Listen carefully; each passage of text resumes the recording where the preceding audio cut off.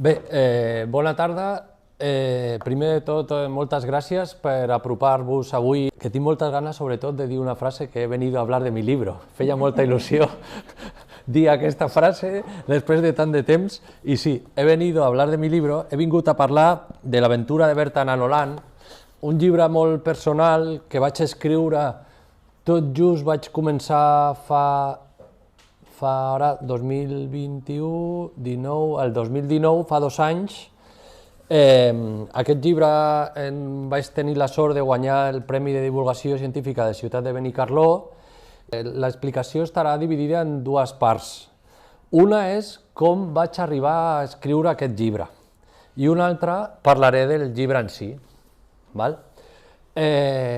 Començaré per la part de com vaig arribar a escriure aquest llibre, perquè per mi va suposar tot un repte. Jo des de fa uns anys em dedico a la divulgació de les nanotecnologies, com hi ha alguna aquí a la sala que ja ho sap, i una de les coses que jo veia quan feia activitats de divulgació, sobretot les enfocades a professorat i alumnat, era que quan em preguntaven si hi havia algun llibre per ensenyar la nanotecnologia o per aprendre, jo deia algun, però per mi faltava algun, i em vaig posar el repte de que algun dia havia d'escriure un llibre. El procés d'escriptura d'un llibre, per això, és bastant difícil. És més, jo fa cosa de 4 anys, 4 o 5 anys que vaig fer un postgrau de comunicació científica, fins llavors mai m'hagués plantejat escriure un llibre, em semblava impossible, una fita que no es podia arribar a fer. Allà al màster hi havia alguna assignatura relacionada amb això, es va aprovar, va sortir l'oportunitat d'escriure un llibre per a RBA, després un altre i va arribar aquest. Aquest llibre en particular, que es diu L'aventura de Berta Nanolan, es basa en l'aventura de la meva filla, Berta, que el llibre té 12 anys, però és una llicència que m'he pres, perquè ella té ara mateix 9, i en el moment d'escriptura tenia 8, ara 9 cap a 10, en el moment d'escriptura tenia 8, però el que fa és, jo comparteixo amb ella el coneixement que tinc sobre el món de les nanos, però ho faig de manera directa anant al món de les nanotecnologies. Jo començo, el llibre comença en una visita de Berta, com pot ser de qualsevol filla al seu pare, al seu laboratori. La diferència és que potser la feina que jo tinc és una mica diferent a una feina comú. Jo em dedico a treballar amb un microscopi de forces atòmiques. És un microscopi que, pràcticament com fan els cecs, per veure o sentir les coses, el que fan és tocar, palpar, i a partir d'allà generen la seva pròpia imatge amb els dits. Un microscopi de forces atòmiques, al final el que fa és una cosa similar. És una sonda molt afilada que passa per sobre d'una superfície i et dona una imatge. En aquest cas, una imatge de coses molt petites. I la primera part del llibre tracta d'això, simplement algú que visita la feina teva i li expliques què fas, ja està. Jo el que intento fer en tot moment en aquest llibre és que el llenguatge sigui proper. Li estic explicant a la meva filla petita, doncs intento traslladar-ho a la forma d'escriure d'aquesta manera, d'una forma propera, i faig servir molt un concepte que es diu metàfora visual, que simplement és intentar trobar el símil perquè sigui molt més fàcil veure el que jo vull explicar.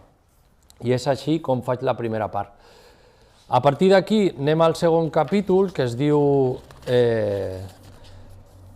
Emulant a Alícia, i és el que fa.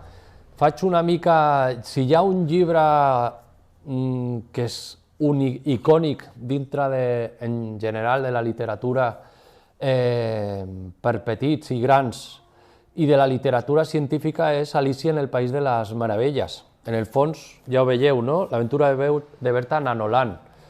Allà era Wonderland. I és un llibre icònic i el que faig és fer un símil de que Berta cau per una mena de túnel amb mi i es fa molt petita. Llavors aquest segon capítol el que busca és veure com nosaltres veiem el món en funció de la nostra mida. El món canvia. Una formiga que la veiem molt petita, si nosaltres ens féssim de la seva mida, la veuríem com un cavall, no? Amb la nostra mida. I així és el que va succeint en aquest capítol. Com veiem el món a mida que nosaltres ens fem molt petits, i amb aquest capítol jo el que pretenc és el món de les nanotecnologies. Una de les característiques principals que té és que es mou entre 1 i 100 nanòmetres, sent un nanòmetre la milmilionèsima part d'un metre. És una cosa molt petita. Jo quan ho explico, explicar que una cosa és la milmilionèsima part d'una altra o la milionèsima part és igual, és petit tot. Llavors, com expliques el món de les nanotecnologies? Jo el que faig és, a través d'aquest viatge, vaig comparant com les coses cada cop es fan més i més i més grans. I en aquest camí el que faig és parlar d'algun concepte científic entremig. Per exemple, quan ens fem de la mida dels glòbuls vermells, parlo de glòbuls vermells. Parlo de la quantitat que hi ha al cos, de cèl·lules, de bacteris. Hi ha xifres com bacteris hi ha a prop de 30 bilions al cos, són xifres curioses i jo les vaig agafant al llibre. Després entrem al món nano, parlo una mica del coronavirus. Moltes de les solucions contra el coronavirus, per exemple les vacunes, venen des del món de les nanotecnologies. Aquest és un dels principals objectius del llibre, posar en valor tot el que estan aconseguint aquest conjunt de tecnologies, sobretot en el tema de medicina. I aquest capítol acaba amb una altra de les línies principals del llibre, que és donar valor o posar en valor el treball de les dones científiques al llarg de la història. Aquest capítol acaba amb això, parlant de l'ADN. L'ADN, la primera persona que el va fotografiar va ser Rosalind Franklin. No va ser reconeguda pel seu treball, li van treure el Watson i Crick, que van guanyar el Nobel al 64, i llavors el que fem és conèixer la Rosalind Franklin, la Berta la coneix, i la Rosalind Franklin és una escala que simula l'ADN, perquè jo durant el llibre el que faig és crear personatges per explicar conceptes científics. Llavors, aprofito aquí per fer tota una visió de qui va ser Rosalind Franklin, com es va descobrir l'ADN, parlar de difracció, etc. Aquí acabem el segon capítol i ja tenim la mida nano. A partir d'aquí comencem a veure què passa en aquest món tan petit.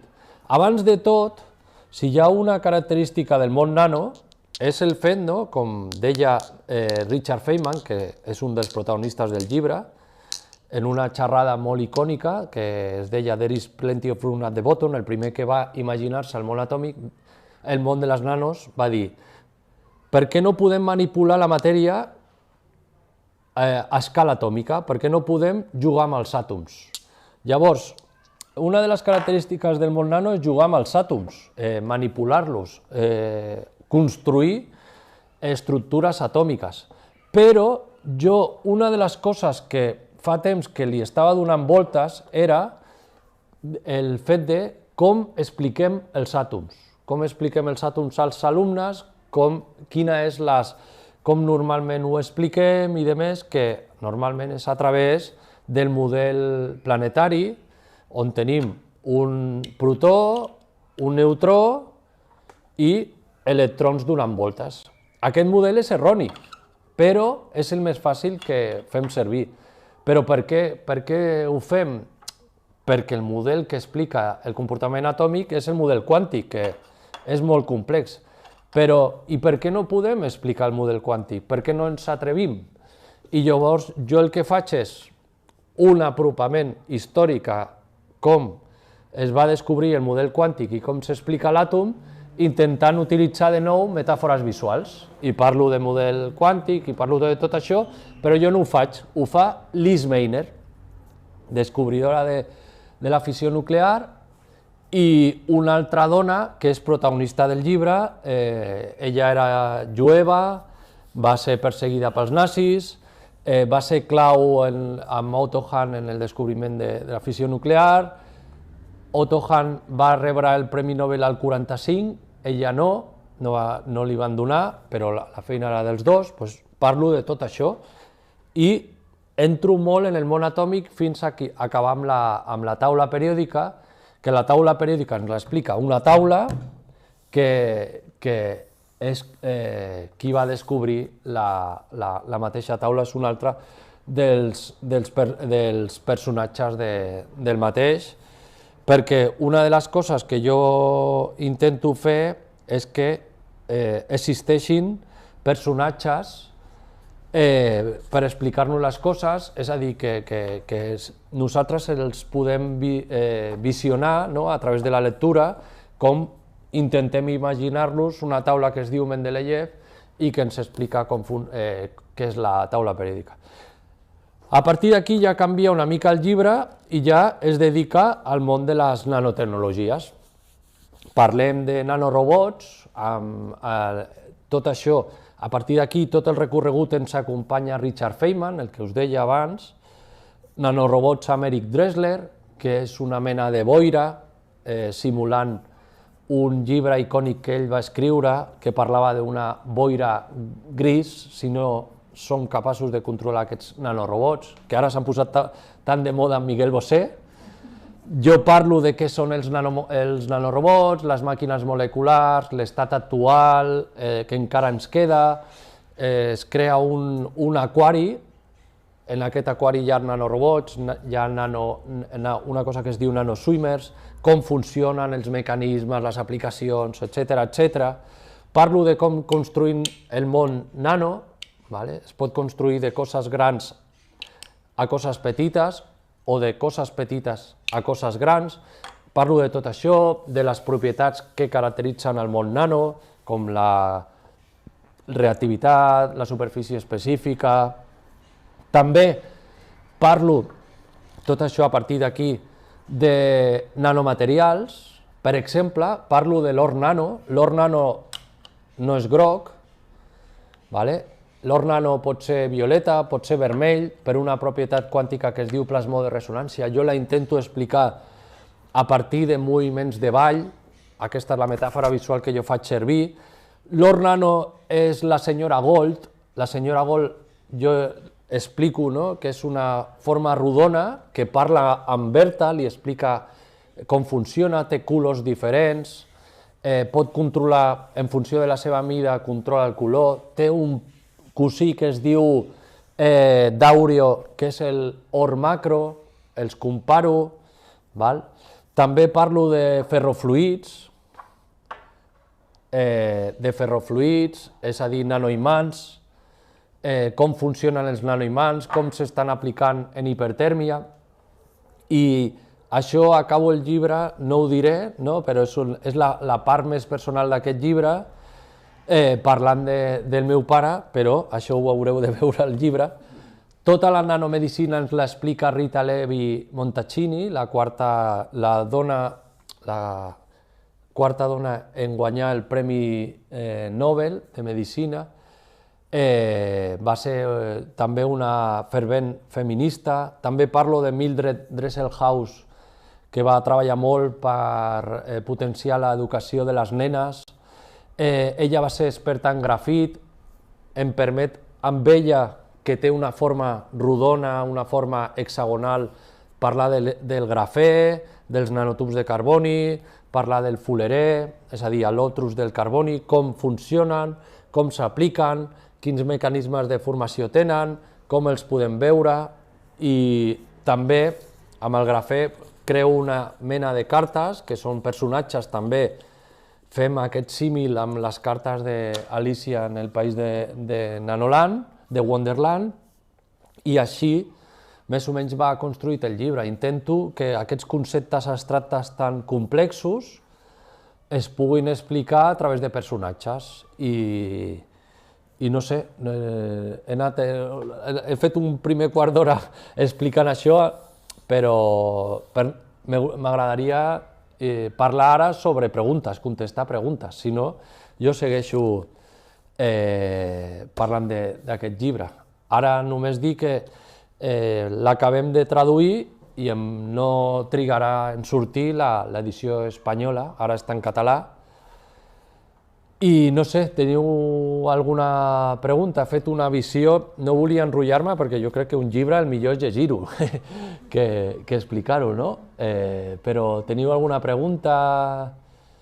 Una cosa que sí que us podria dir és que aquest llibre el vaig escriure de matinada, però no matinada de nit, sinó de dia. Això significa, doncs, això, 4, 5 del matí, que no hi ha nens, i després anar construint. Va ser també escrit a l'estiu, va ser un procés molt llarg d'escriptura, de donar voltes, de canviar, de compartir-ho, de corregir-ho, i encara estem variant coses, o estic variant coses. Un llibre mai s'acaba, he de dir que és difícil, però bueno, i sobretot les voltes i els canvis i demés. I així com a anècdota també us diré que almenys en aquest cas amb mi, el llibre es va anar... Jo tenia una primera idea que es faria petita i el que volia dir, però la construcció dels personatges o el que anava passant o com va acabar el llibre va ser construït a mida que escrivia. Sobretot quan anava a córrer, estava ja obsessionat amb aquest llibre, anava venint. Això puc dir! Això puc dir! Doncs puc agafar aquest personatge. Parlo de Liz Meiner, de Rita Levy, de Liz Mayne, de Rosalind Franklin i diverses de Mildred Dresselhaus, de Marie Curie, per suposat, que amb ella parlem de quàntica, de Jane de Goodall, que parlem de les estructures nano i micro dels insectes i com li donen les propietats, etc. No, en aquest sentit no. Ella, al final, una de les coses per les que jo vaig començar a divulgar és per explicar-li a ella el que feia. Moltes vegades fem experiments, durant el confinament vam fer un munt d'experiments, de nano i no nano. He anat a la seva classe diverses vegades, a P4 vaig anar, i al final ella és la protagonista del llibre, llavors ha estat la que m'ha inspirat a escriure'l. Directament no ha escrit res, però a vegades amb les seves preguntes o simplement per les ganes que jo tenia d'escriure'l, dedicar-li a ella, sí que ha participat. Ara tinc en la ment, però només en la ment, la segona part, que llavors entra el Rubén, que és el fill petit, i llavors jo vull anar a Quantum Land. El que passa és que significa parlar de quàntica, i serà un llibre que per construir-ho trigaré més. Però el tinc al cap i l'escriuré algun dia. Perquè explicar la quàntica ningú l'explica, no? Aquí tenim a Montse, que és profe d'ESO de batxillerat, no? I hi ha forats allà que no s'expliquen mai. I bé, sobretot són els professors i per qui més va dirigit, el que jo volia que tinguessin una eina per poder, sobretot els més motivats que n'hi ha, que necessiten ajuda, i això, professors. Com expliques una cosa que no es veu? Hi ha dogma, no? Tu has de creure. Jo utilitzo, com sap el Ferran o la Montse, molt gadget, no? Per què no podem explicar el grafit i el grafè amb cartes o amb peces com aquestes de Lego o similar, com fabriquem el món nano, però bueno, l'exemple és l'or, no? Si jo puc dir que té un color vermell o un lila, però és millor que ho ensenyi i ho demostri. O puc dir que el ferrofluí, els nanoimants són pràcticament líquids i podem veure les línies de camp, però no és millor que les puguem veure? És això, i clar, la nano, al treballar tant en un món tan petit proper al món atòmic, moltes de les seves propietats es basen en la quàntica.